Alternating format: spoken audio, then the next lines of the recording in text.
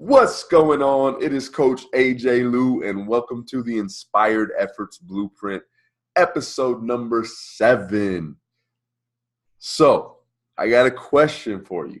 Is there that one area of your life where things always just seem to be crazy, right? Like, no matter what happens, everything just kind of seems to go wild in that just one area of your life, and you're like, what the hell, man? So, I got a story for you. Man, I'm going to tell you about cars, my cars that I've had in my life. And once you hear my story, you're going to be like, damn, bro, okay? So my very first car, it was a Saab, 1997, 1998 Saab that I got from my old high school offensive line coach, Coach Stidham. And Coach Stidham, he wanted to give it to me, but he had to sell it to me because of NCAA rules or whatever. So he sold me his Saab for $500 when I was a senior in high school. Okay.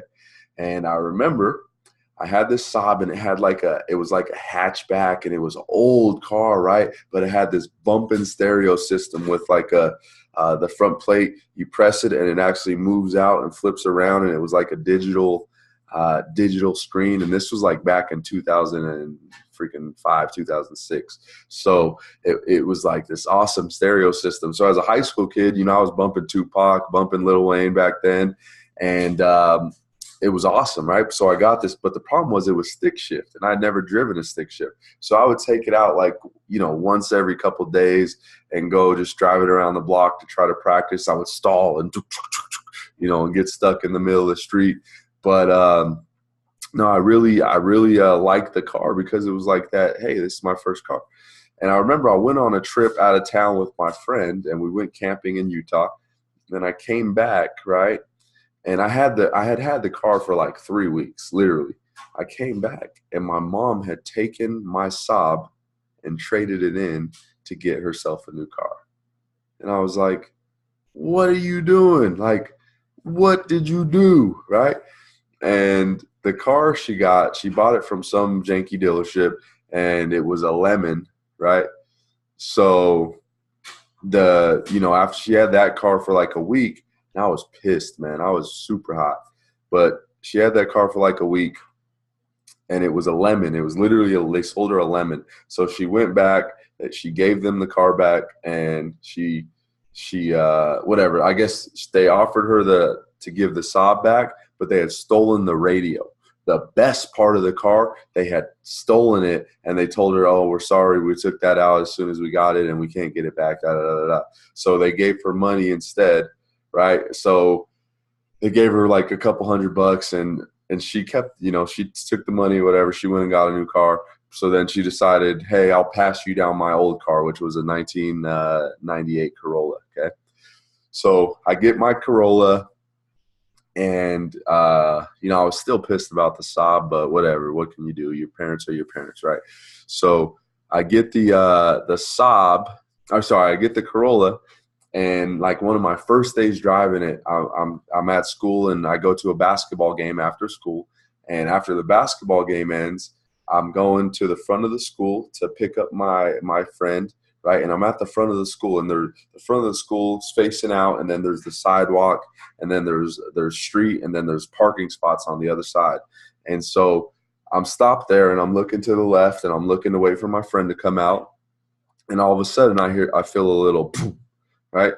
And I look to my right, and literally a teacher had backed out and freaking hit my car within a week of me having it, as I'm at the school waiting for a friend to come out. So I get out of the car, and being whatever, 17 years old or however old I was, I didn't know what the hell to do, right? So I get out, and the teacher's like, oh, I'm so sorry, I didn't see you, da, da, da, da. And then I look at it, and it was like a little scratch and like a little dent. But being freaking 17-year-old, I'm like, oh, it's okay, you're good, right? So nothing, I never did anything with that, right? So then I have my Corolla, and boy, let me tell you some stuff that happened with that Corolla. So when I was in Utah, man, I was stopped at my apartment complex, getting ready to leave to go to school, and there was snow, right? It was snowing out there, and there was snow on the ground. and I'm stopped there. I'm getting ready to go, and then all of a sudden I feel this boom, and this girl had bumped into me in the back and cracked my freaking bumper. And she gets out. She's like, "I'm so sorry." And the same thing, dude. I'm just too nice of a guy, maybe. And I was like, "Yo, it's all right. Don't worry about it. Whatever." So I got my dent on my right side. I got my bumper cracked, and none of it. This is my fault, right? And so, those two things happen. And another time in the middle of the street, I got bumped. But this was the event, right? So let me tell you about this. I was at Walgreens, and we went there to get like some soda or a birthday card or something like that, right? And me and my girlfriend, we walk into Walgreens, and all of a sudden, this girl comes running in from outside, and she's like, "I hit someone's car. I'm so sorry. I hit someone's car." Da da da da. And I was like, weird, So I walk out there. I go pay for my stuff, and we walk out there. And this girl had backed a freaking Hummer, an H3, backed up directly into my car. Like, when I tell you my whole hood was destroyed, she destroyed my hood, bro. Completely destroyed my hood. And my car was like, my hood, you couldn't even shut it because she had bent it and inverted it, and it was so bad that it flipped up, and it was just completely ruined, right? And I was on private property, so cops wouldn't come out. So I got her information, and I went home, and her dad called me, and this girl was 16 years old driving an H3, spoiled little brat, but whatever. Her dad calls me, and he's like, "Hey, my daughter's 16. I don't want to ruin, her record and her insurance and all that stuff. Can we work something out?" And again, being the nice guy, I was like, "Okay." So I literally had to take my hood off, and I drove around with no hood for a few weeks because this guy owned a body shop, and he was going to give me a hood, and he said he was going to paint my car and all this kind of stuff and this and that. But what ended up happening was he eventually did get me a hood, and it was a black hood. My car was red, right?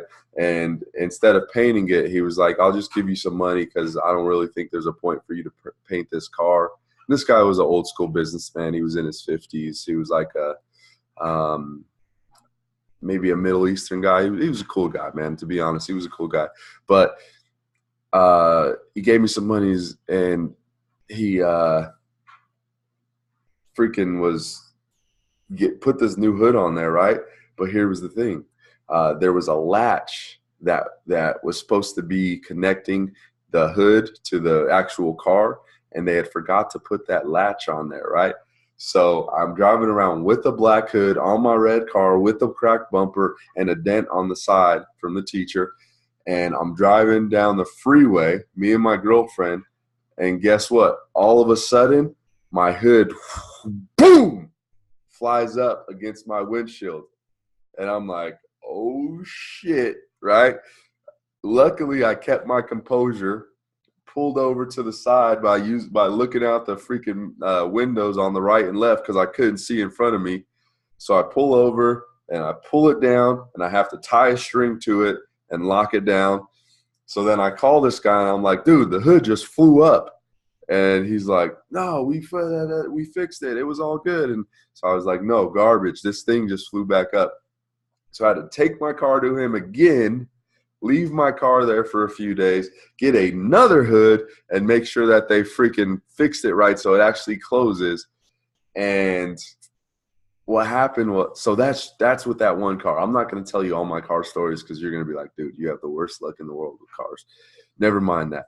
What I will tell you is when I went back and they put the other hood on, I remember the guy telling me, he said, "Look, man, you're a good kid, and you deserve a better car than this." He's like, you need a better car than this." He's like, "I'm just telling you, you don't need to be driving around a piece of junk like this." And when he said that, like something hit me, right? Something hit me, and I was thinking like, you're right. you're right, man. I don't deserve a car like this. I do need something better, and I think it was within a few months.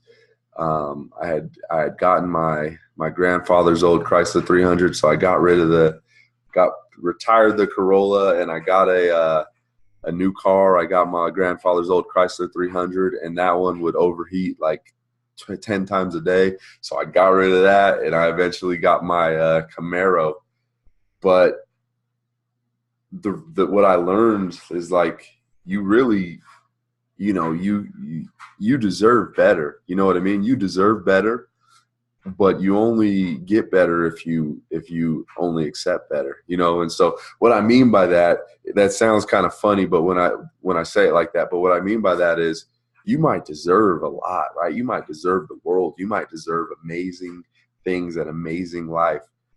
But unless you realize it, and unless you change your standards, unless you shift what you'll accept in your life, then you'll never have it. You know what I mean? And sometimes you need someone else to tell you that. Sometimes you need someone else to guide you, even if it's a person that you don't know, even if it's a person that technically wronged you, right? Sometimes you have to realize that your standards are what you're going to get in the world, right? Here's something that I absolutely know for sure, and I'll tell you like a super quick story about it. I know this 100%. You get treated how you tell the world to treat you. I don't care if you're black, brown, blue, purple, orange, white, big, small, gay, straight, trans. It doesn't matter what you are, what your background is. None of that stuff matters. Here's what I know to be fact. You tell the world how to treat you. You tell the world how to treat you. If you demand respect, you get respect. If you demand that people treat you the way you want to be treated, then you will be treated that way. I can promise you that, and it works. Now, I'll tell you a very quick story. I have hundreds of them, but I'll tell you the most recent one. Sitting down at a steakhouse for my cousin's birthday, right? We're sitting there. There's a group of about 6 or 7 of us, and the waitress comes over, and she's like taking everybody's order, and she goes around the table, and I'm the last person that she takes their order, right? I'm the only black person at the table. Not saying that had something to do with it, but I'm the last person that she takes the drink order, okay? And then she comes back, and she hands drinks out, and I'm the last one that she hands stuff out. And I'm like, okay, that makes sense. She went in order. Then she comes out, and she asks us if we have like any appetizer orders, and she goes the opposite way now, but she skips me and starts with the person next to me, and then goes all the way around the table. And I'm like, okay. So twice, I'm the last person. Okay, no worries, right? All good. And then she comes back out, and she starts to take our food orders, and she starts with the person on the other side of me again, and then goes around, and I'm last. And so when she gets to me, I said, you know what? I control how people treat me. And so she asked me what I wanted, and with a stern, grown-ass man voice and, like a power presence, because, I study that stuff, I said, I'll take the steak. And then before she could ask me what I wanted on, as a side dish, I said, with double baked potato. And then before she asked me the next thing, I said, with this, right? With broccoli and this and that. And then before she could ask me what temperature I want my steak, I said rare. And then I said that all staring her directly in the eye, and demanded respect. Not through being an asshole, not through not through telling her, you better respect me. I've been last 5 times in a row. What the hell do you think you're doing, right? Who do you think you are? No, what I did is I demanded respect with my presence, with how I carried myself. And so during that time, the other people were kind of laughing because of the way I was acting, because I was very stern. I was very stern and direct and to the point. Like, this is what I want. Don't take this the wrong way, but you're serving me, right? and this is what I want. Now, I didn't say that. I said it with my presence. I said it with my tone. People around the table kind of chuckling because I was like answering her questions before she could ask them. But a funny thing happened. She went back, and when she came back out with wine, I was the first wine. She gave it to me first, right? Then when she came back out with our appetizers, once they were done, she put mine down first. Then when she came back out with our food, she put mine down first. When she came back and gave us checks, she handed me my check first. And I said nothing. I literally said nothing to her in terms of like, I've been last every time. Anything. I didn't say anything to her. What I did is I demanded respect. And I tell you that because it works. Look, if you're listening to this and you don't know what it's like to, be judged for your appearance, all good. You don't get it. Understandable. I don't make any excuses in my life, but it does exist. Understand that it does exist. And like I said, you tell the world how to treat you, period, point blank. So with that being said, let's get back to the original point. Deciding your standards is one of the most important things you can do. You get what you settle for. People treat you how you demand to be treated, and that's life, man. So no matter how bad things might be, no matter how crazy one area of your life might be, you're still in control at the end of the day. But sometimes you need help. Sometimes you need someone that can guide you in the right direction, someone that can tell you you do deserve more, right? Because we have so many limiting beliefs, and we have so much self-doubt that we get clouded and we have these blind spots. And the only way to get past them is with someone else saying, look, AJ, you deserve better than driving this piece of shit around town, right? And maybe that's something you need. So with that being said, if you need some help, right, if you need some guidance, go to CoachAJLew.com. I give you a free 30-minute breakthrough session, and we'll go over what it is exactly that you want, and we'll get into the weeds, right? We'll dive deep, and we'll find out how you can start working towards the things that you want in life. So hope you enjoyed the episode. I know it was a longer one, but, I had to let you guys know, man. I had to let you guys know what's been going on in my life, right? But, man, I really hope you have an amazing rest of your day, weekend, whatever it is you got going on. And if you're not already connected with me on social media, connect with me at Coach_AJ Lew. And you can head over to CoachAJLew.com to schedule that breakthrough session. And, man, with that, love you all. Hope you have an amazing time with the rest of 2018 or whenever you're listening to this. And I'll see you on the next one. Peace.